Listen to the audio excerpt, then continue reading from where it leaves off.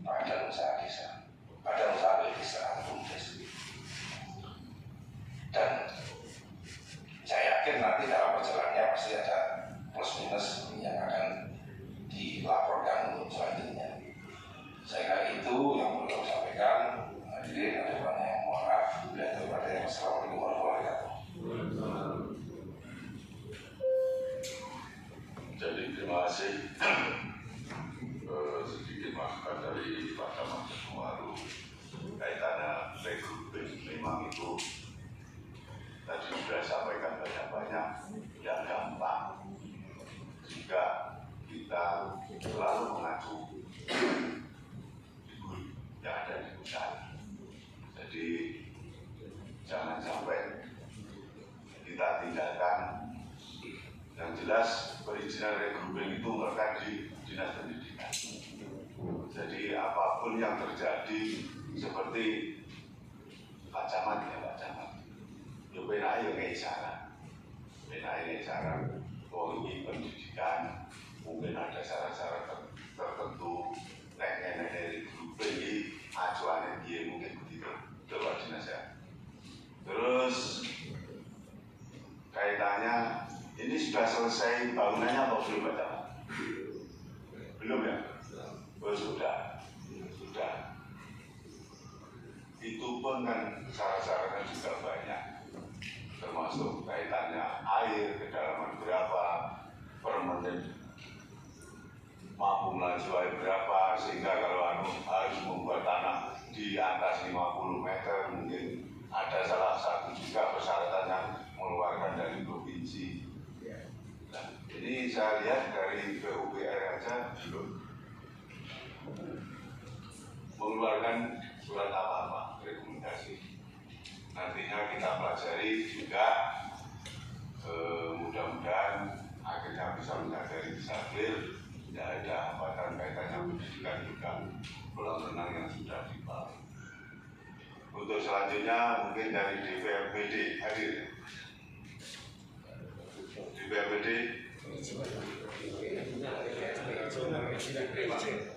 belum BBM apa enggak? Pokmas ada Pokmas. Pokmas dulu biar alurnya dari bawah biar tak Pokmasnya ada. Ada yang datang. Karena kami ingin menanyakan bantuan provinsi. Ya, Pokmas itu kan dibentuk dari desa. Ya, bisa melihat alur dari proposal pengajuannya dan kenapa provinsi sangat ceroboh Dengan hal-hal seperti ini. Coba Pak Kadir, Pak Kadir. Pak Kadir kalau sampaikan yang mulai dari rapat apa itu tadi, rapat bisa disampaikan Pak Camat tadi dari Musdes, mulai dari Musdes, kemudian disampaikan, kemudian yang membangun Pokmasnya ketuanya siapa, kemudian BPD juga, nanti juga sampaikan detail supaya nanti yang lain dari teman-teman ini bisa tahu bagaimana proses sebenarnya. Mengapa bukan itu pertanyaan kami, anggaran dari DKP. Nanti setelah itu dijelaskan, baru penjenengan menanyakan anggarannya itu. Assalamualaikum warahmatullahi wabarakatuh. Yang kami hormati Bapak Ketua Komisi A, Pak Putra, rekan-rekan kami dari komunitas Pulau Peduli, dan pada hadirin sekalian yang berbahagia. Sebagaimana yang pembahasan ini muncul, perlu kami informasikan. Yang awal utama, desa sangat memperhatikan terkait dengan pendidikan. Sangat-sangat memperhatikan pendidikan. Dalam hal ini sebagai contoh saja, ketika saya menjabat sebagai kepala desa, saya amati, saya juga membina. Ketika saya mengamati kondisi masing-masing SD, terutama yang sangat memperhatikan SD Padan 2, sampai saya mengupayakan mensosialisasikan ke warga sekitar meskipun bukan pelanggaran, siapa yang masuk di SD Belandaan ini. Saya upayakan, saya perjuangkan supaya bisa masuk di SD Negeri Gedung Waru, SMP Gedung Waru 1.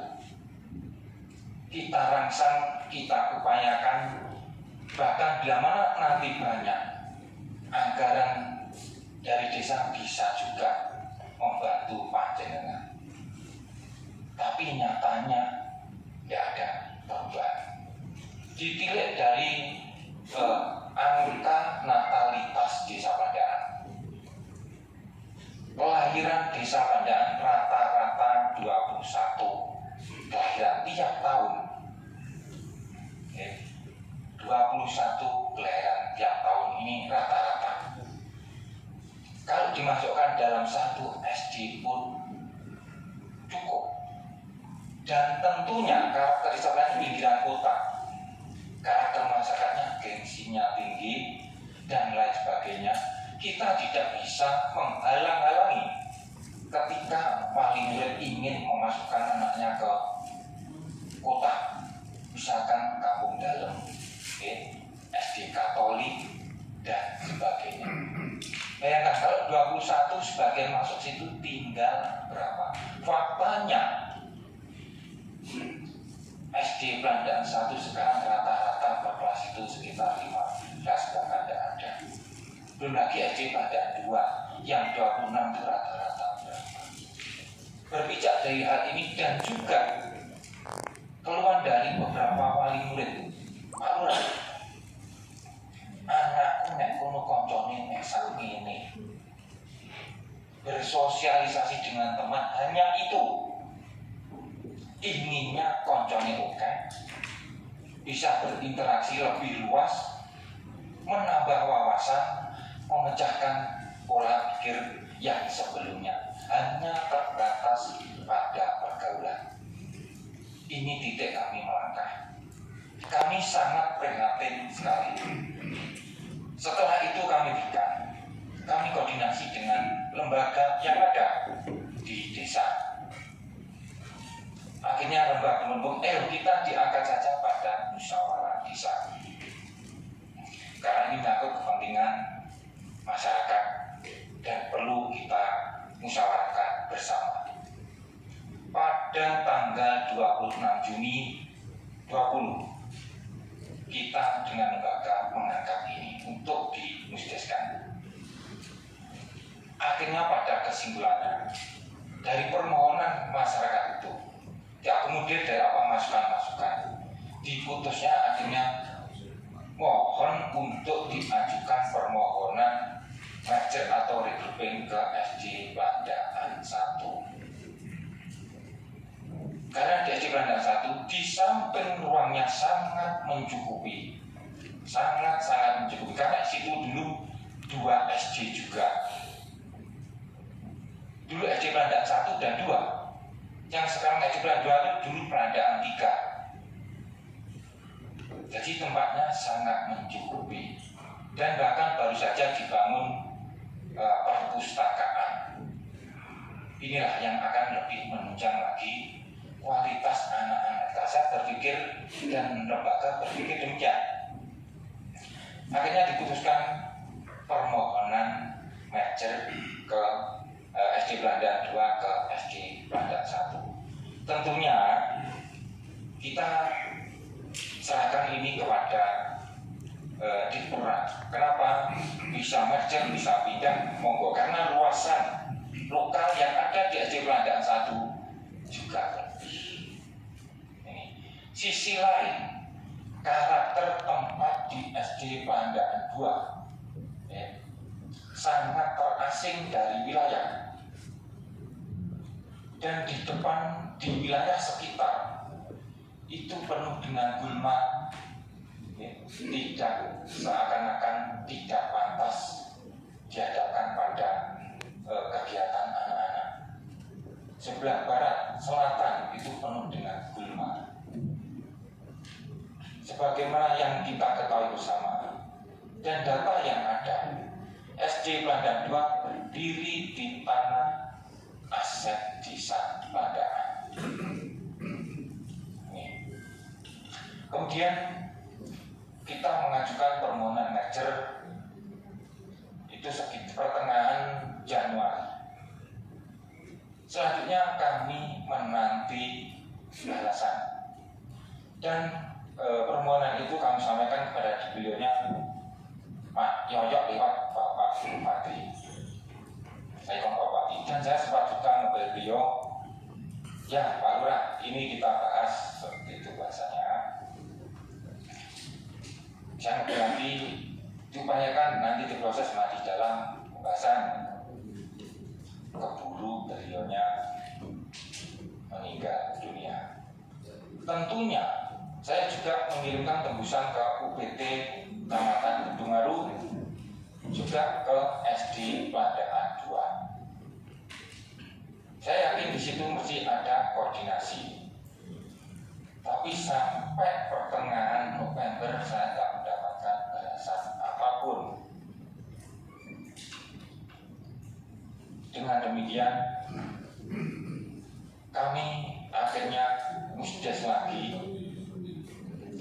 Ya. Sebelum itu kita musdes untuk pembentukan Ormas karena ada anggaran dari provinsi. Kita mengajukan proposal, Ormas mengajukan proposal ke sana sejak Maret, tanggalnya pertengahan Maret, mengajukan proposal ke provinsi. Tentunya ketika saat itu gencar-gencarnya COVID dan terjadi pelaksanaan PON, Dispora saya yakin juga berpikir pengalian atau perhitungan anggarannya. Pada awalnya kami sudah select, kemungkinan tidak bisa cair. Tiba-tiba pada pertengahan November muncul nota telepon disuruh ke sana saat ini, hari ini juga jam 11, kita nanti jam 2 sampai jam 8. Dan sebelum itu ketika kita mengajukan proposal dari pihak Dispora cek lokasi, cek kelengkapan dan sebagainya, tentunya mereka mengucurkan anggaran sudah sesuai dengan ketetapan. Akhirnya anggaran turun. Tahun 21 ini 21 ya. Ketika itu kita jam 2 berangkat ke sana, dinanti sampai jam 8. Itu semua penerima, juga ada yang Madura, banyak sekali di situ. Hingga kami selesai pada pukul 7 kembali pulang. Dan alhamdulillah di situ di jalan kami mendapatkan sambutan karena besoknya terjadi kecelakaan Vanessa itu. Kami pulang, kemudian dapat informasi lagi suruh segera mengerjakan. Tentunya sebelum anggaran masuk rekening Kompas, kita belum bisa mengerjakan. Dan saya sampaikan sesuai dengan permohonan tadi, besaran anggaran 586 juta. Yang awalnya kita pengajuan 1M226. Tentunya kita melakukan perubahan draft juga. Kita melakukan perubahan draft sehingga bisa ada AC dan turun penandatangan NPHD tersebut. Kita sudah awalnya sudah pesimis dengan itu, ternyata turun dan hanya jangka waktu 1,5 bulan. Tentunya terkait dengan perizinan, kami pasti mengikuti apa yang menjadi aturan. Kami berusaha apa yang jadi aturan. Namun karena kondisi yang seperti ini, anggaran belum, kepastian belum ada. Ketika anggaran turun, saya langsung lari ke BPPT, yang sekarang istilahnya apa itu BPPT? Ya itu. Kita memohon saran-saran gimana itu. Dan juga lari ke PUPR, lari ke sana juga. Terus bahkan saya juga sudah menerimkan belangko untuk pemisahan checklistnya juga, pada itu kami selalu berusaha dan kami akan menaati apa segala bentuk perizinan nanti. Namun karena kondisi yang seperti itu, kalau kita mempunyai modal sendiri, sudah siap mau membangun, baru kita melakukan perizinan. Kita sudah pesimis kalau anggaran ini akan turun atau tidak.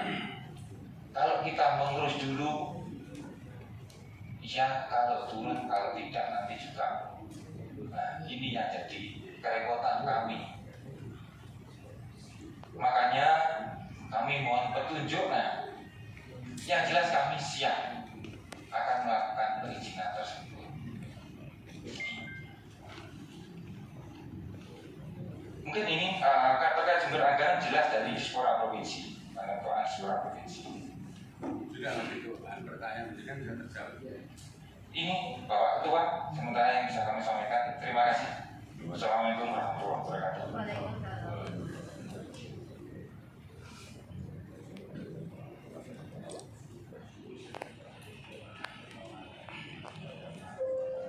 Terima kasih. Jadi setelah Pak Kepala Desa menyampaikan beberapa hal, jadi sarung pesimis ini menjadi kenyataan, terkejar waktu kaitannya untuk mungkin LPG dari provinsi.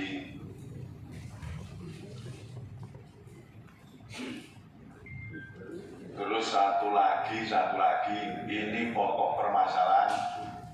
Jadi pokok permasalahan terkait jelas merger belum berjalan Pak ya.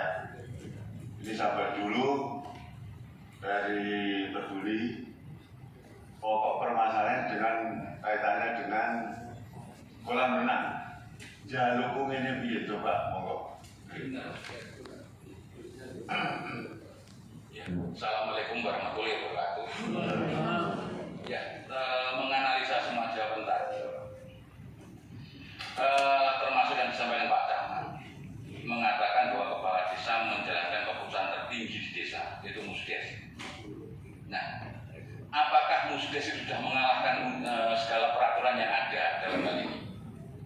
Apakah peraturan yang ada itu harus diabaikan dengan adanya Musdes? Kalau itu bisa, mohon direkam teman-teman ya. Ini akan kami jadikan sebagai jurisprudensi. Kami akan meniru. Yang artinya apa? Mungkin mendirikan bangunan hotel di dekat sekolah itu bisa terlaksana juga dengan adanya contoh ini. Itu ya, panti pijat mungkin dan sebagainya. Itu jual miras mungkin di dekat sekolah itu mungkin bisa direalisasikan dengan hal tersebut dengan kekuatan Musdes. Nah, kalau itu bisa, mohon direkam nanti sebagai jurisprudensi kami. Itulah. Kalau peraturan-peraturan tidak bisa diabaikan, yang artinya keputusan tertinggi pada undang-undang, kan itu harus dijalankan. Itu. Terus terkait tentang surat, Bapak, kalau itu tidak dijawab, ini menurut kami sudah biasa. Yang ada pelanggaran sendiri, ketika disurati PKPP sampai saat ini, bahkan kamu didaftarkan ke laporan ombudsman. Saat ini, itu juga belum ada jawaban. Di ombudsman kan karena tidak dijawab. 2 kali dikirimi surat juga tidak menjawab. Jadi birokrasi tidak menjawab surat ini kira-kira sudah kebiasaan di Tulungagung ini. Termasuk yang terhormat Ketua Dewan juga demikian. Jadi apa itu? Kami tidak asing dengan jawaban surat tidak dibalas. Ya cukup sekian. Terima kasih. Assalamualaikum warahmatullahi wabarakatuh.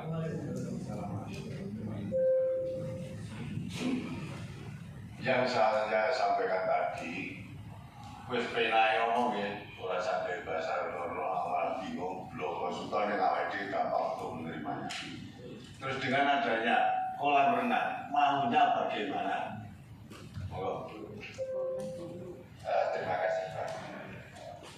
Kami tidak akan menghalangi untuk kemajuan sebuah desa. Tapi kami hanya menginginkan semua ini sesuai dengan peraturan yang berlaku. Karena sesuai yang seperti yang saya katakan di atas tadi ini ada 282 sekolah yang belum tersertifikasi menurut BPK, aset yang masuk aset pada dinas pendidikan yang tercatat oleh BPK, salah satunya di SD Pandaan, itu yang pertama. Yang kedua, ketika sebuah desa memberikan contoh baik tentang sebuah pembangunan atas nama tempat usaha, kemudian kami pun juga pasti akan bersurat mengejar pada provinsi sejak kapan Dispora provinsi itu mengeluarkan anggaran untuk komersialisasi yang pertama. Yang kedua, sejak kapan dengan dananya 500 sekian ini menjadi proyek multi-years. Makanya di sini banyak sekali kami melihat kejanggalan dan ini belum selesai. Karena terus terang saja, kalau memang hal-hal seperti ini biarkan. Katakanlah kita ngomong status tanah bahwa tanah tersebut adalah milik desa. BPK salah dong. Berarti mereka mencatat aset itu milik dinas pendidikan, milik Kabupaten JKU dinas pendidikan. Dan kemudian juga dari dinas pendidikan yang belum kami dengar, ketika sebuah sekolah menerima DAK tahun 2020 bahkan 250 juta, kemudian hanya untuk di-merger, ada nggak peraturan yang membatasi? Ini yang belum terjawab dari dinas pendidikan. Kami tidak menghalangi, Pak. Tapi kalau memang diperbolehkan, peraturan itu hanya untuk dilanggar. Bahkan perizinan satu pun belum ada, baik dari tata ruang dan yang lain-lain. Karena kami sudah mendapatkan jawaban suratnya, ini bisa dilihat. Kalau memang hal ini terus dibiarkan, Pak, ini akan menjadi whistleblower. Jadi ada 282 sekolah di Kabupaten Tulungagung yang rentan untuk diambil atas nama usaha. Ini yang ingin. Monggo silakan dinas pendidikan apakah akan melindungi atau enggak, saya enggak teruskan. Tapi yang jelas kita bisa melihat di sini bagaimana sikap dinas pendidikan. Ketika ada sebuah SD yang baru menerima DAK, Anda sudah pernah ke SD Pandaan atau belum? Itu kira-kira ada pembatasnya enggak? Maksud saya bukan pembatas dalam artian pembatas beda ya, tapi jarak kelas dengan tempat wahana tersebut. Dan kemudian untuk Bapak Kades, mohon maaf Pak, kami punya rekaman ketika ujian, produser Anda bunyi Pak. Bagaimana katanya Anda memperhatikan pendidikan? Bisa dilihat itu. Saya mempunyai bukti kok. Bahkan yang membuktikan ada di sini. Itu salah satu contoh Pak. Bahkan ketika masih ada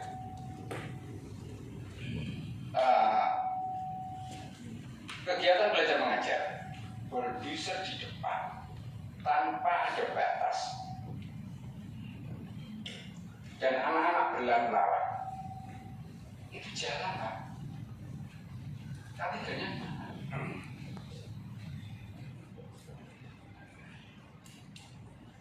monggo, silakan. Apakah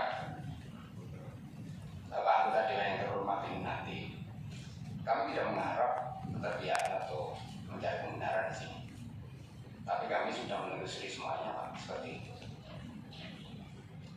Dan penelusuran kami pasti ini kami juga tidak akan berhenti sampai di sini. Dan kemudian pasti kami tanya provinsi juga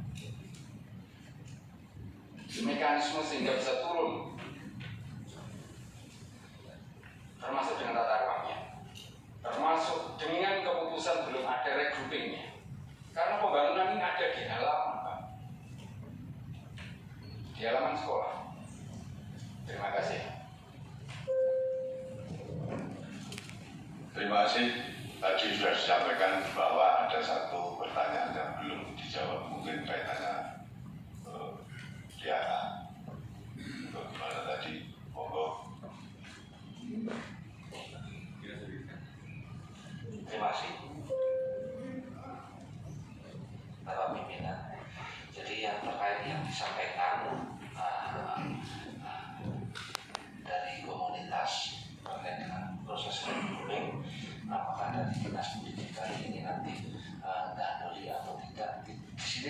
dan semacam seperti itu.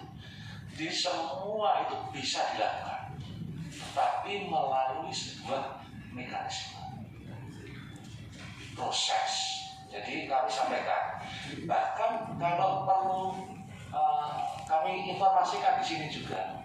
Jadi ketika nanti satu misal regrouping ini sudah terjadi, itu tidak bisa serta-merta aset ini langsung berpindah kepada desa.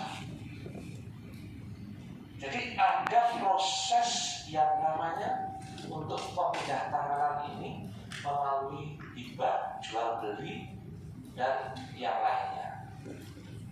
Seperti itu. Dan ini nanti ketika sudah sampai proses itu, ini pasti akan sampai pada yang terhormat Bapak-Bapak anggota DPR. Karena proses peralihan ini nanti pasti melalui persetujuan dari anggota DPR sesuai permendak. Begitu. Jadi Pak, itu kan yang dimaksud pengalihan kan pengalihan itu.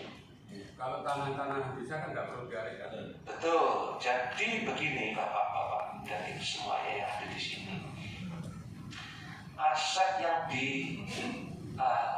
dicatat oleh Dinas Pendidikan adalah aset bangunan yang ada di atas yang dibangun di atas tanah kas desa, dan aset-aset tersebut itu juga harus dilindungi dari sisi pencatatan. Begitu. Sehingga aset-aset tersebut itu menjadi tercatat di asetnya Dinas Pendidikan. Dan di mana aset-aset di Dinas Pendidikan ini tidak hanya Dinas Pendidikan, tapi banyak sekali. Itu juga statusnya masih berdiri di tanah kas desa, itu banyak sekali. Jadi kenapa bisa demikian, itu adalah sebuah perjalanan waktu di sana. Jadi pada saat ada pembangunan SD Impres pada saat itu dana ada dan negara saat itu belum memiliki tempat untuk pendirian itu, makanya disampaikan kepada pemerintah kabupaten dan desa-desa pada saat itu juga mengajukan, sehingga banyaklah aset-aset itu yang didirikan di atas tanah kas desa. Itu cerita sejarah. Mohon maaf Pak, yang kami tanyakan bukan itu. SD Pelandaian 2 tahun 2020 menerima DAK. Betul. Termasuk penerima gelar. Betul. Jadi proses saya sampaikan bahwa proses untuk pengajuan ini adalah di tahun 2021. Dan proses ini juga terjadi ketika sudah ada bangunan dibangun oleh pemerintah desa. Seperti itu terjadi.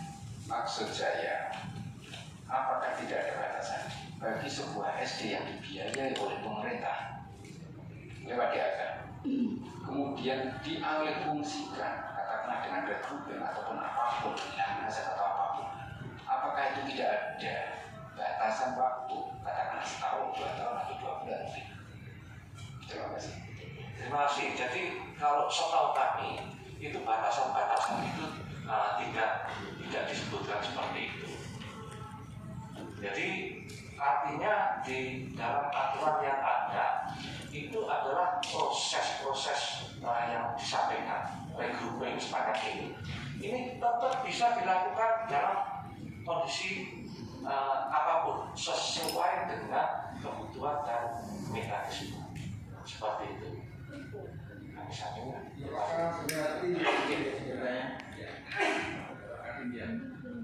Jadi misal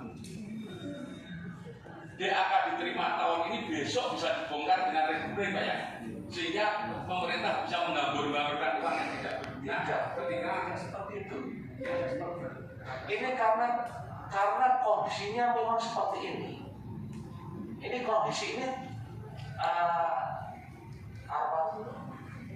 artinya terjadi ini di luar kontrol. Mohon maaf, Ya. terus aturan penerima DAK ini seperti apa Pak dalam hal ini? Ketika dianggap SDM sudah tidak ada murid dan tidak seakan-akan tidak berfungsi, kenapa itu dia akan bisa turun ke situ? Ini kita harus berbicara anggaran uang negara, Bapak.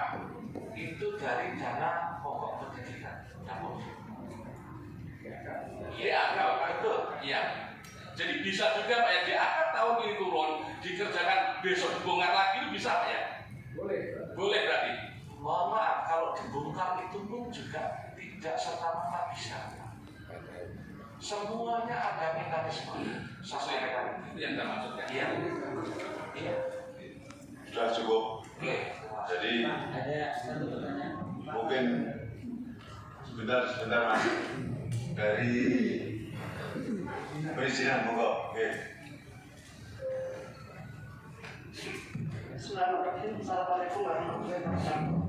Mohon maaf Pak, enggak, saya tadi dulu ditunjuk, enggak ditunjuk-tunjuk. Kok ngacung mawon ya.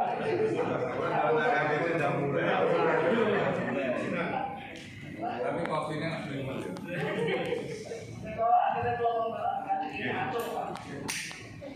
Gini Pak, jamu yang terhormat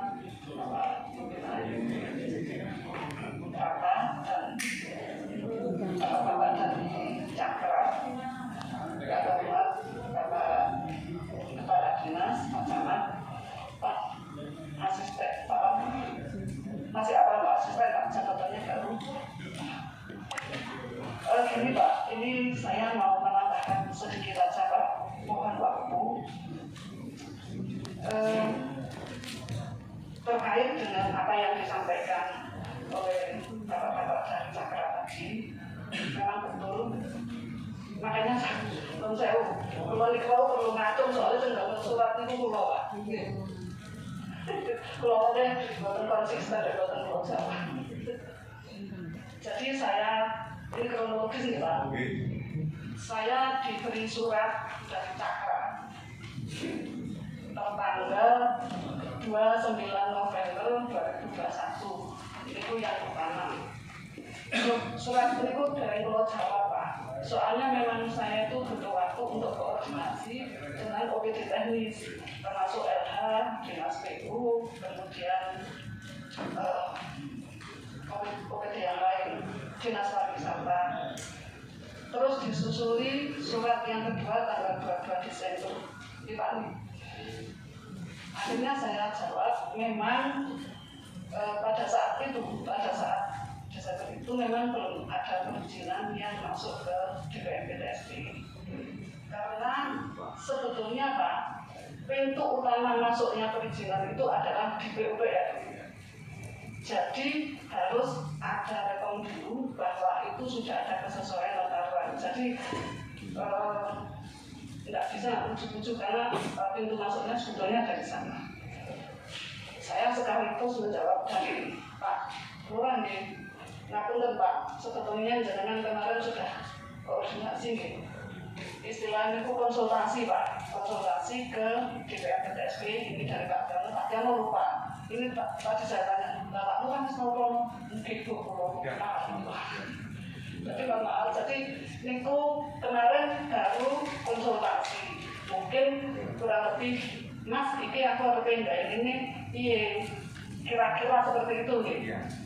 Sama Pak Jarno disampaikan, nih tempe urin Pak. Jadi betul, nih betul. Berarti kalau menjawab niku, kalau itu dari Pak Lurah juga sudah betul ya jawabannya dari Pak Jarno. Memang harus ke PU dulu Pak. Itu yang pertama. Terus yang kedua Pak, ini perlu kita ketahui bersama, memang dengan lahirnya Undang-Undang Cipta Kerja itu ada banyak sekali petunjuk teknis yang lahir setelah UUCK itu. Salah satu di antaranya PP nomor 5. Ini kalau bacakan mawon bahwa di PP nomor 5 itu di salah satu pasalnya disebutkan setiap pelaku usaha. Nah, ini titik tekannya pelaku usaha. Kalau enggak kolam renang di dalam dewi ini mungkin kolam renang dewi maksudnya di dalam rumah. Kalau mungkin seperti Pak Kak tadi kan rumahnya luas.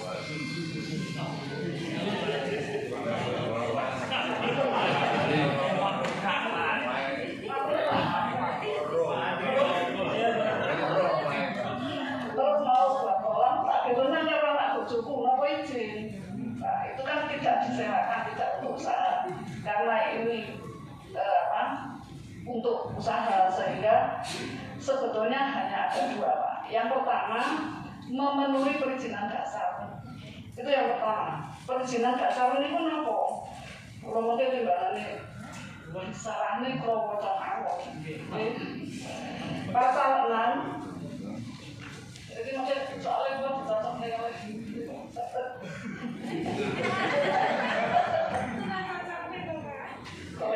Pak Dewan. Pasal 5, PP nomor 5, persyaratan dasar perizinan berusaha sebagaimana dimaksud dalam pasal 4 huruf A, meliputi kesesuaian kegiatan pemanfaatan uang, itu nomor 1. 2, persetujuan lingkungan. Ini ku dados saat ini buatan enten jarak, Pak. Misalkan tadi makanya ini teman-teman ditanya jarak sing oleh berapa, itu mereka tidak bisa jawab. Karena apa? Sekarang itu kita sudah pakai online OSS RBA. Singkatan ini ku kalau tidak gini. Online Single Submission Risk Based Approach. Jadi perizinan berusaha berbasis risiko.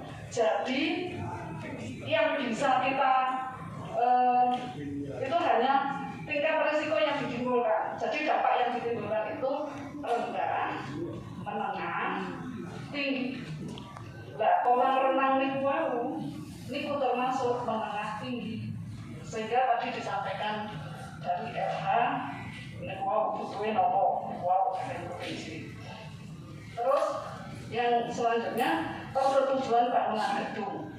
Persetujuan bangunan gedung itu riyen namine IMB, Pak. Jadi itu merupakan persyaratan dasar. Kemudian yang terakhir sertifikat layak fungsi. Pak, sertifikat layak fungsi SLF ini loh, Pak. Jadi itu merupakan perizinan dasar. Setelah itu yang nomor 2, perizinan berusaha berbasis risiko. Nah, sekarang yang namanya OSS RBA itu panjenengan boten usah di PTSP. Data atur niku kesuwen. Jenengan klik dari rumah, yang penting ada NPWP, punya KTP, pun muncul nih menit. Seperti tempat wisata ini, itu nanti outputnya adalah izin usaha pariwisata. Niku sudah online. Mungkin jenengan klik terlibu, kalau misalkan muni Anda belum memenuhi persyaratan kesesuaian tata ruang. Nggih, kenapa ngatur terus aplikasi. Soalnya aplikasinya kan terus ada yang nonton itu. Pak di barang ngatur, Pak pun tekan-tekan lo ikut diri lo pasti. Apa gitu? Pak ini kita gini lo nih. Nonton gini. Itu terus yang selanjutnya tadi kan disampaikan. Jadi jarak itu buat nempel. Lek ajeng ndang nanti pijet tenggone ngarepe sekolahan SD. Saya nggak bicara boleh atau enggak. Dampak yang ditimbulkan itu seperti apa? Lek murid-murid melu pijet ya itu berarti itu termasuk resiko. Jadi dampaknya. Jadi makanya teman-teman ini tadi bisik-bisik. Bu, ini jaraknya tentu tidak orang-orang. Jadi kalau dulu Pak, karena ada HO Pak, HO itu adalah izin gangguan. Izin gangguan itu harus mendapatkan persetujuan tetangga. Kiri kanan radius 100 meter itu dulu. Sekarang kan HO nggak ada. Pancen Pak Presiden itu menciptakan supaya investasi itu berkembang dan mudah diakses. Nah, itu tadi sudah diroyong. Pak, ngapunten niki pakai sok dong. Nggih, mboten sik niki. Soalnya kula dengan cocok dengan surat mungkin kula dengan komplain yo. Terus yang terakhir, kenapa niku tadi kok harus izin? Soalnya niku termasuk risiko tinggi menengah tinggi. niku melu KPR ini 2123 113. Jangan nggih apa berarti pun ningali Pak. Oh nggih. Cocok ya berarti. Cocok. Bener nggih. Lah niku kewenangannya ada di provinsi. Kalau kewenangan di provinsi Pak, ini contoh. Ada pelaku usaha, dia tuh mau jual minuman beralkohol. Terus diklik, niku ada kewenangan dari gubernur. Staf saya itu dimarahi. Dia ini tidak mau loh Mbak. Sampai kok angin ini harus betul minuman jelas ini. Akhirnya diklik itu ditutul tidak bisa Pak. Karena memang ada persyaratan yang harus dipenuhi. Akhirnya baru mereka paham. Akhirnya ini kepada provinsi barang. Nah sekarang itu memang aturannya seperti itu. Nah ini Pak yang terkait dengan perizinan. Jadi nanti insya Allah kalau memang perizinan itu kan mudah Pak. Jadi sangat mudah sekarang ini. Cuma ya ada 5 menit keluar. Izinnya Pak, supaya saya keluar gitu. Cepat keluar.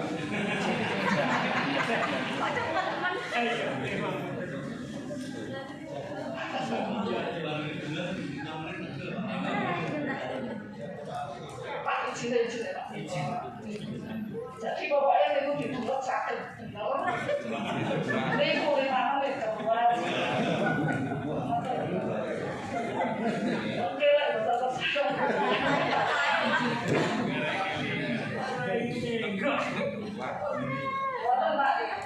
soalnya persyaratan ini belum lengkap, persyaratan ini betul lengkap di kalau aplikasi mudik yang saudara buat keliru, jadi akhirnya tidak bisa keluar. Oke, keluar. Dokter pun ini saya itu. Nanti kalau keluar, jenengan itu lepas sendiri dari rumah bisa Pak. Ini pun jenengan cetak di rumah bisa itu. Izin operasional kayak begini. Yang penting syaratnya ini kuau. Ada persyaratan dasar yang dipenuhi, terus pakai USS saja. Pak, waktu nawar pakai susu kok. Terima kasih. Assalamualaikum warahmatullahi wabarakatuh. Terima kasih. Satu lagi. Sebentar. Yang jelas semua dewan walaupun kelihatannya diam juga punya catatan-catatan yang sehingga nantinya digabungkan kita rapat khusus komisi A, langkah kita bagaimana kita tindak. Terus satu lagi kesempatan buat Mas Olo, nanti teman-teman yang lain mungkin ada masukan setelah ini. Terima kasih Pak. Assalamualaikum warahmatullahi wabarakatuh. Yang mau saya tanyakan adalah pada Dinas Pendidikan dan khususnya Dinas Pendidikan terkait masalah aset SD, khususnya SD atau SMP yang kebanyakan lahan itu adalah memakai lahan desa. Dalam sejarah SD itu kan adalah SD Impres yang dimulai oleh Presiden Soeharto kalau nggak salah tahun 73. Nah, ketika Presiden menyatakan SD Impres maka seluruh Sebelum dilanjut Mas, kita sejenak ya, masih ada ya, kalau menurut saya enak sampai nih.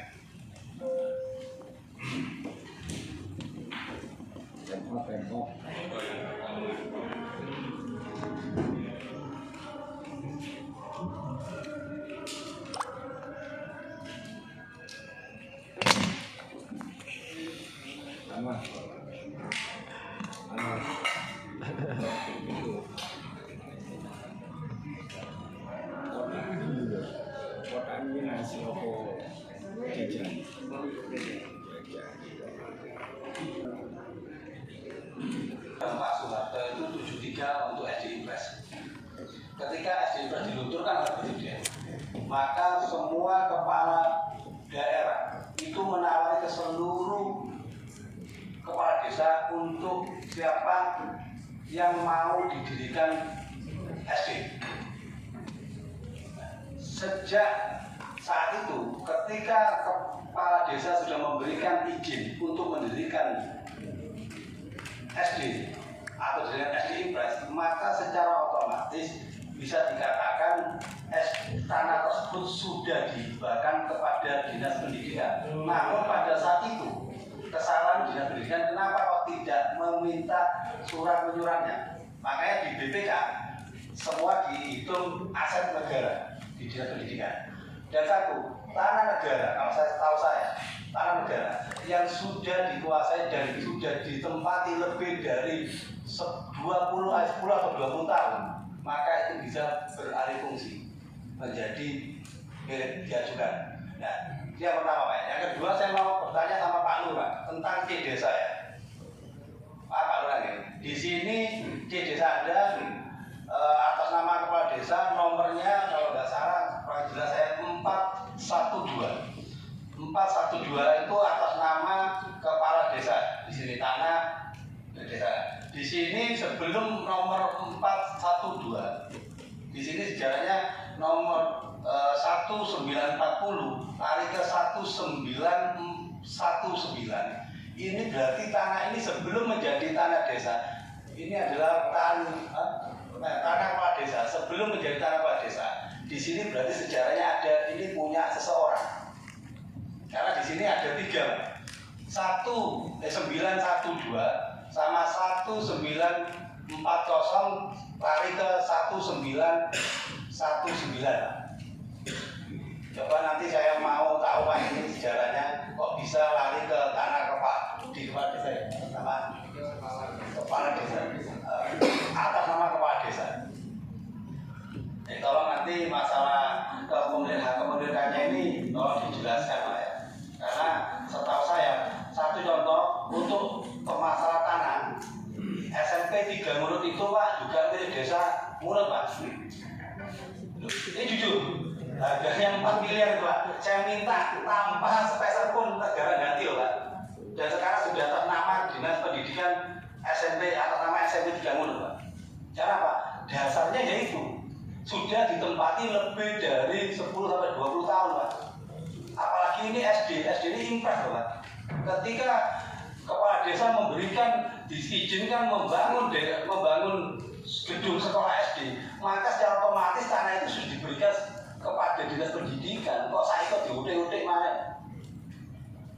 Nah, kalau itu semua diutik-utik Pak, ya entek Pak SD ini kita.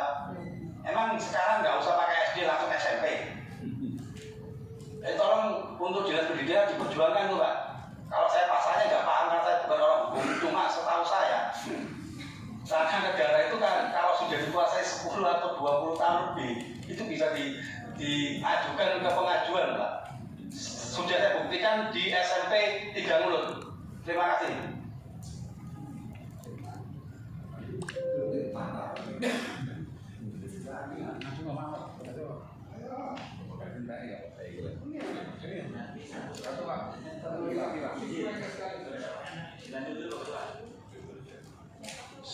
Sedikit Pak, yang inti aja. Jadi karena waktu kita juga terbatas, ini nanti juga masih ada kegiatan satu iring lagi puisinya. Baik, assalamualaikum warahmatullahi wabarakatuh. Nama saya Anwar dari BKTP. Terima kasih waktunya Pak Ketua. Dari pembicaraan awal tadi terkait kasus ini, saya ingat bahwa di Kabupaten Tulungagung itu ada produk hukum, ada Pergub, ada Perda. Nah, merujuk kepada Pergub nomor 10 tahun 2016 tentang petunjuk teknis pelaksanaan, Perda nomor 7 2012 tentang penyelenggaraan ketertiban umum. Pasal 4 huruf E di sini menyatakan ada pelanggaran terhadap tertib bangunan. Terus dalam pasal 8 pelanggaran terhadap tertib bangunan sebagaimana maksud pasal 4 huruf D meliputi ini langsung saja ada 2 poin yang saya garis bawahi. Huruf F mendirikan bangunan sebelum izin didapatkan.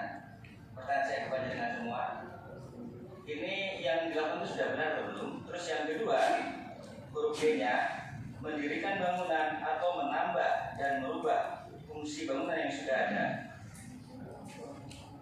Yang kami tahu bahwa ini ada di sekitar lingkungan sekolah. Menurut panjenengan, yang sudah dilakukan itu melanggar produk dan perda tidak? Karena perdanya produk yang dibuat oleh DPRD juga. Mungkin itu saja pertanyaan saya. Terima kasih. Assalamualaikum warahmatullahi wabarakatuh. Terima kasih. Kalau produk bukan wilayah kita, tentunya tadi sudah disampaikan selain produk ada perda. Perda adalah produk dari anggota DPRD. Mungkin DPRD yang duduk di sini ada 4 periode, ada 2 periode, bahkan ada yang masih 1 periode. Ini sudah saya catat. Nanti jelasnya permasalahan ini, seorang anggota DPR itu bukan tempatnya pengadilan. Maksudnya, wes dengan keterangan yang lain-lain, ini salah, ini benar, harus ditutup sekarang. Tidak begitu, Pak. Jadi menguraikan masalah, kita catat, tentunya kita koordinasikan dengan pemerintah dalam arti Pak Bupati. Jadi kita tidak lanjuti semua catatan saya sampaikan terkait dengan aset-aset juga, nanti kita tidak lanjuti di Komisi A, menindaklanjuti permasalahan yang ada di Bandar. Bukan hanya yang jelas, yang terakhir kalinya sebelum ke Dinas Pendidikan juga BUPN atau perizinan itu lingkungan hidup, kita yang terakhir ke pemerintah dalam arti Pak Bupati. Jadi mohon maaf yang sebesar-besarnya karena kita masih ada tanggungan, tentunya semua Komisi A tidak lama kita mengadakan rapat bersama terkait pembahasan pada siang hari ini. Jadi punya catatan-catatan, kita padukan langkah kita terus untuk melaju. Semoga permasalahan yang ada di belanjaan upomo contohnya ini sudah dibuat orang lewat ya perizinan pada berlaku perizinan nek ora ane disimangi umpamanya tidak oleh disimangi umpamanya begitu Pak. Namun ini hanya gambaran saja. Jadi mungkin satu aja rekan-rekan Komisi A yang akan menyampaikan. Pak Kabari, monggo. Assalamualaikum warahmatullahi wabarakatuh. Selamat yang hadir pada siang hari ini sudah saya sebutkan satu persatu karena juga tidak apa kalau menyebutkan. Jadi kita harus dalam menyikapi masalah ini harus arif dan bijaksana. Artinya apa? Karena itu kan sudah dibangun. Kalau dibongkar itu nanti juga repot. Kalau dibongkar, dibatalkan dengan provinsi itu bagaimana itu juga repot. Itu harus dibangun, sudah dibangun. Oleh karena itu yang hadir di dalam ini, jadi kita tidak hanya mengkritisi, tetapi juga memberikan solusi. Jadi teman-teman dari pengusul ini juga harus memberikan solusi bagaimana baiknya karena ini sudah dibangun. Kalau belum dibangun, nah itu kita batalkan. Nah, sudah dibangun gimana? Nah, diulang nanti dana yang dari provinsi bagaimana pertanggungjawabannya juga repot. Oleh karena itu monggo nanti ini biar jalan terus, kita ambil jalan tengah seperti sampaikan Pak Bupati. Karena ini sudah dibangun, monggo diberikan solusi bagaimana supaya ini lebih baik. Kemudian terkait dengan Dinas Pendidikan juga masalah tanah tadi disampaikan. Saya juga tahu ada tanah-tanah yang bukan tanah desa, tetapi tanah warga. Yang sekarang itu warganya itu setiap tahun memberikan pajak tanah itu termasuk bangunannya. Itu di SD Winong 3. Tolong itu, ya warga ini dibantu lah, jangan pajaknya itu terus warga terus yang kasihan. Dibantu pajaknya kemudian diselesaikan bagaimana, apakah warganya minta ganti rugi, bisa diganti rugi atau bahkan SD Winong 3 Kecamatan Karidawin bukan Winong Kota. Itu sampai sekarang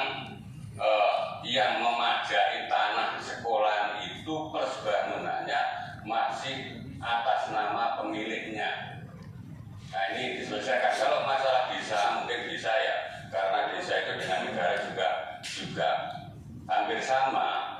Oleh karena itu yang ini warga, tolong diprioritaskan untuk diselesaikan masalah ini supaya kalau ganti rugi bisa diganti rugi murah. Kalau bisa dianggarkan ganti rugi murah itu kan tanahnya di tanah gunung, tapi pendidikan di sana juga bagus, muridnya juga banyak. Gandeng dengan puskesmas juga tanahnya juga masih tanah warga. Itu salah satu. Yang lain masih ada, seperti di Rejotan juga ada, di Ujang Lapan juga masih ada. Jadi tidak kesulitan proaktif untuk menyelesaikan aset yang kaitannya dengan sekolah ini. Untuk kembali pada masalah kolam renang ini, ya nanti betul apa yang disampaikan oleh Pak Ketua Komisi, kita juga belum tahu. Oleh karena itu kita juga akan tahu ke sana dulu, supaya kita ikut membantu menyelesaikan masalah ini, bukan memutuskan, tetapi membantu menyelesaikan bagaimana ini bisa berjalan. Berjalannya monggo berjalan dibongkar seperti tadi. Kalau dibongkar tidak bisa, kalau dulu bisa. Oke. Ya karena itu kolam renang, kalau dibongkar juga bongkarnya bagaimana, kalau dulu bisa. Tetapi ini dampaknya juga karena diangkat dengan provinsi, otomatis kita juga harus koordinasi di sana. Karena diangkatnya di sana, mestinya dari teman-teman ini juga koordinasi dengan DPR di sana, bagaimana diangkat bisa turun di sana. Kita tidak tahu sama sekali masalah ada anggaran itu dari sana, kita kan tidak tahu sama sekali. Nah ya, itu nanti kan kita pelajari, setelah itu dampaknya ke siswa. Tapi kalau memang merger itu bisa dilakukan, dan itu memang muridnya hanya 20, namun di merger juga Dewan setuju saja. Tetapi penjenengan yang tahu aturannya, teknisnya penjenengan yang harus proaktif terhadap aturan itu. Bisa benda aturan itu, asalkan kita tidak menabrak aturan. Kalau hanya melaku bareng miring-miring titik anda apa-apa, tapi jangan sampai menabrak. Jadi dinas nanti kalau memang diperlukan, kita juga siap diajak koordinasi terkait dengan masalah di kolam renang di SD Belandaan itu. Tadi sampaikan oleh teman bahwa kalau sudah menempati 20 tahun bukan 10 tahun, itu memang pada aturan di pertahanan lama seperti itu. Tapi saya dengar yang baru tidak seperti itu. Sama ya. Kemarin SMP 3 itu baru loh Pak, pertamanya lebih aktif Pak. Tetapi kita kan ada di SD, di SMP. Mana itu kemarin kita juga kalah. SMP Kauman sudah berapa tahun menempati itu? Sudah mulai zaman Belanda, sudah salah SMP Kauman. Kita juga kalah ketika digugat oleh Pak rombongannya Pak Kami. Tapi tidak kita permasalahan, yang penting kita coba semua itu diteliti, dipelajari dan ditindaklanjuti. Jangan nanti terus-terusan tanah kita itu akhirnya juga kalau semua seperti Kauman kita juga akan lebih parah lagi. Kalau Bang Dinas Pendidikan tidak segera melakukan hal itu untuk masalah tanah ini. Jadi begitu pendapat dari saya, kurang lebih mohon maaf. Assalamualaikum warahmatullahi wabarakatuh.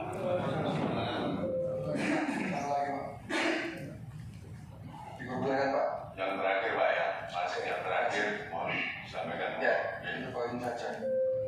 Beberapa salam sejahtera sebagai kesimpulan yang saya pertanyakan dari semua proses ini kepada Bapak Kepala Desa, kepada Bapak Camat Kedung Waru, kepada kepala-kepala dinas yang ada di sini, termasuk Satpol PP dan barangkali unsur dari Polres Bawadan.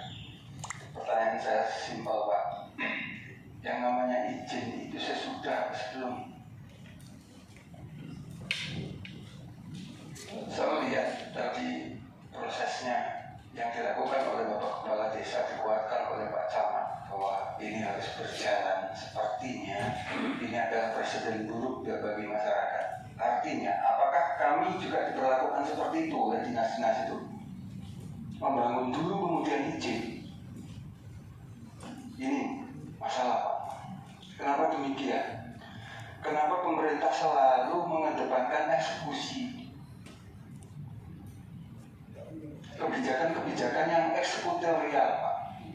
Kenapa masih dapat dana? tadi sudah diungkap. Kenapa otak kita tidak berpikir bahwa bagaimana supaya SD ini diminati? Dibalik Pak logikanya Pak Kepala Desa, Pak Camat, dibalik bagaimana supaya diminati? Bukan kemudian dibiarkan. Tadi kan ada katanya apa namanya, SD-nya sudah ditumbuhi ilalang-ilalang dan sebagainya. Dan kok ilalang kok disarahnya itu loh Pak? Ya apa sih? Itu loh maksud saya.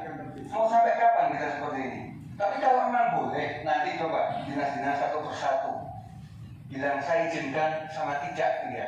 Kami akan seperti itu sebelum aku, gak masalah. Makasih.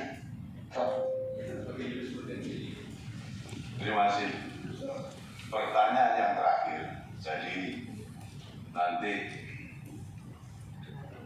pada saat ini dari beberapa Pak Camat atau Pak Lurah, tentunya kalau menjawab masih dilema. Jadi kita yang menelusuri nantinya untuk selanjutnya. Dilema kan karena perencanaan mereka. Kenapa dana diajukan terlebih dahulu, kemudian turun, baru kemudian perizinan belakangan, sehingga sudah dibangun terlebih dahulu. Makanya itu masyarakat pun bisa lakukan seperti itu Pak. Makanya itu nanti keputusan kita yang terakhir kita musyawarahkan, koordinasikan dengan pihak pemerintah dalam arti Pak Bupati. Setelah kita menelusuri dari bawah, baik dinas pendidikan, dari desa, dari semua yang terlibat di permasalahan ini.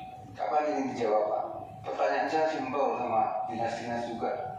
Diizinkan atau tidak, hanya ada dua. Mungkin, ya, monggo, jadi perizinan, monggo. Terima kasih Pak Pimpinan. Ini Pak. Jadi kalau diunggah itu diizinkan apa enggak, itu kan dengan saya harus mengkaji gitu ya. Tapi ini karena aturan. Kalau sudah aturan kan berarti ya itu yang harus kita taati. Saat ini tadi sudah saya sampaikan, sebetulnya yang panjenengan permasalahkan itu adalah fisik bangunan yang saat ini sedang dibangun, gitu. Kalau fisik bangunan itu sekarang itu namanya persetujuan bangunan gedung. Jadi pemerintah itu menyetujui atau tidak, bukan memberikan izin atau tidak. Seperti itu. Dan ini mungkin perlu saya sampaikan bahwa saat ini kita memang sedang menggodok Perda PBG yang menjadi inisiasi Dewan. Kalau nggak salah, nanti masuk masa sidang ini. Itu yang menggantikan IMB. Jadi kalau kita bicara IMB, walaupun kita punya Perda IMB, tapi kita ada aturan yang lebih tinggi, yaitu PP Bangunan Gedung nomor berapa? Nomor 16 tahun 2021. Sehingga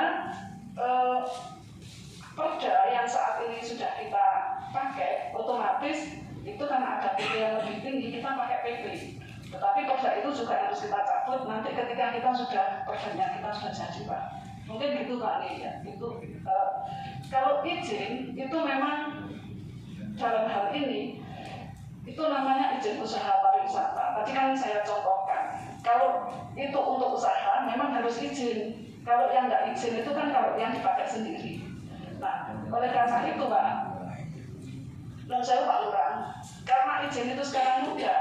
Sekarang itu diklik itu tadi loh Pak yang saya sampaikan, 5 menit sudah jadi, sudah bisa keluar izinnya. Jadi Pak, nanti kalau misalkan ini tadi disampaikan oleh Bapak Pimpinan, kita ambil solusi Pak nih. Jadi karena ini sudah berjalan, tadi saya tanya di PU, titiknya itu tidak bertentangan Pak. Jadi titik ordinat di situ itu memang diperbolehkan untuk usaha ini, sehingga itu bisa diizinkan. Itu dari titik kesesuaian tata ruang. Kemudian kalau yang izin operasional nanti minta tolong Pak Kades kapan ke DPRD TSP. Nanti soalnya kalau menggunakan sendiri dari rumah Pak, kesulitan di situ ada tulisannya apa? Nanti kesulitan ya. Dengan ke Kadif Pelayanan Perizinan, diklik bersama-sama. Di situ keluar apa? Nonton Pak nih. Kalau di situ keluar dia persyaratannya memang harus yang tadi saya sebutkan ada 2 itu tadi. tadi persyaratan dasar sama SSNPAI yang tadi saya sampaikan. Kalau di situ sudah bisa dicetak, berarti kita tidak bisa. Orang itu mau menolak, tidak oleh lah. Ya itu lah. Mohon maaf, yang jadi pertanyaan tadi adalah pembangunan itu dilaksanakan sebelum ada izin ataukah izin terbit baru dilaksanakan. Jadi mohon maaf jangan mengundang kemana-mana. Ketua tadi bilang pakunya. Jadi ini tadi makanya sudah saya sampaikan karena ini tadi kan terkait sama persetujuan bangunan gedung Pak. Sekarang ini namanya persetujuan bangunan gedung. Jadi kalau itu sudah berdiri. Jawabannya persetujuan itu loh. Ya, yang artinya berarti kami ini jadikan rekam kita jadikan jurisprudensi Bu ya. Demikian. Yang artinya kami semua masyarakat nanti bisa melakukan pembangunan terlebih dulu, baru diizinkan dulu gitu. Ini karena percepatan investasi. Ini nanti tidak dijelaskan PU ya secara teknis ya kalau yang terkait dengan gedungnya. Tetapi kita sudah pakai PP-nya bangunan gedung. Mungkin itu mau gitu Pak. Terima kasih.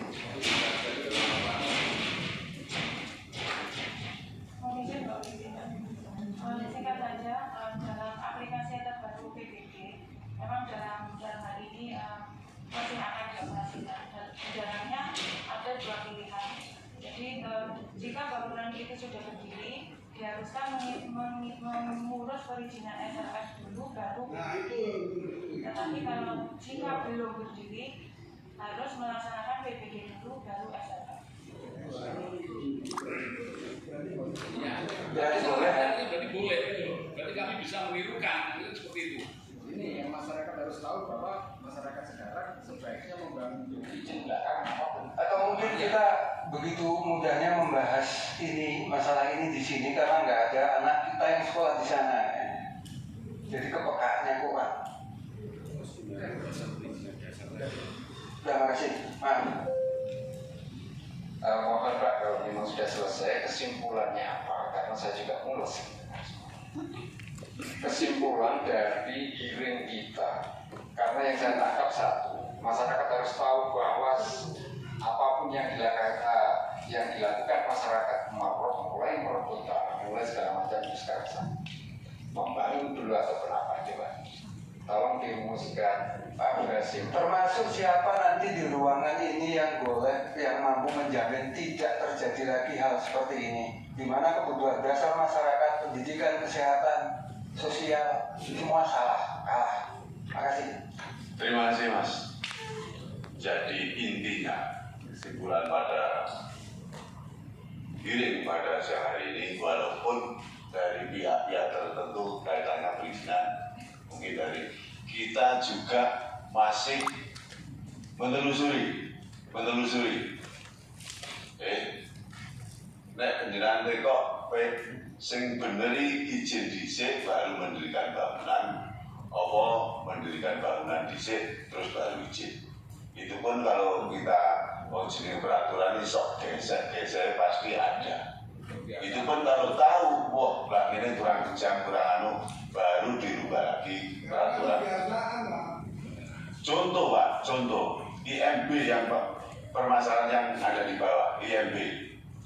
Nah, kudune iki ya IMB ini terus ning sampai pirang-pirang puluh tahun nih wong gawe apa ya contohnya omahku dhewe. Ketika kita tahu, aku nggak ngurus-ngurus timbang disalahnya wong akeh. IMB dua di bangunan berapa puluh tahun kan nggak ada. Contoh itu, maka dari itu pelajaran dari itu kita sebagai anggota Dewan Bina Perda yang ada di Kabupaten Tulungagung ini harus ada penegasan khususnya IMB itu. Jadi walaupun ada jawaban dari PU tadi,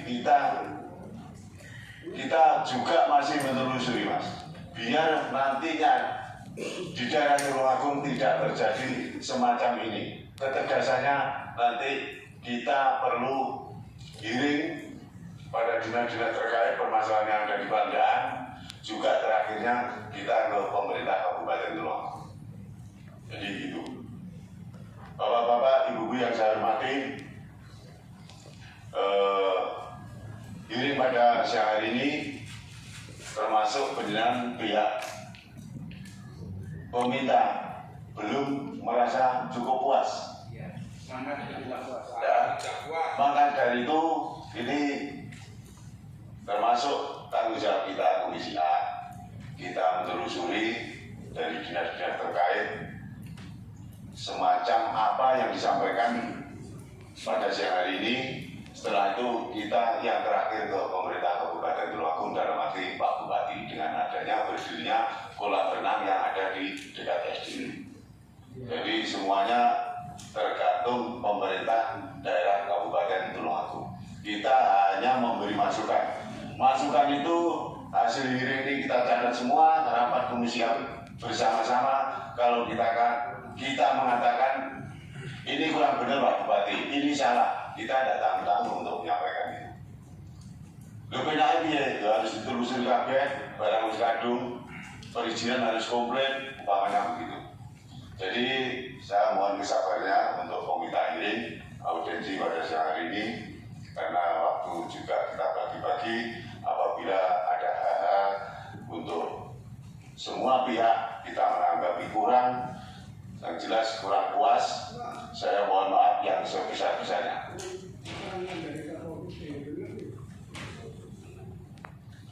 Satpol PP juga nantinya itu kan kaitannya penegak perda yang ada di Kabupaten Tulungagung. Jadi kita luruskan aja, kalau memang perda yang ada di Kabupaten Tulungagung masih kurang kejam, kurang tegas, ini perlu ada penegasan, nanti kita musyawarahkan dengan Satpol PP yang ada. Jadi mohon maaf Pak, waktunya sudah sore, kita setengah jam lagi kita nambah menerima hearing seperti hari ini yang terakhirnya. Saya mohon maaf, saya akhiri bila taufiq wal hidayah. Assalamualaikum warahmatullahi wabarakatuh.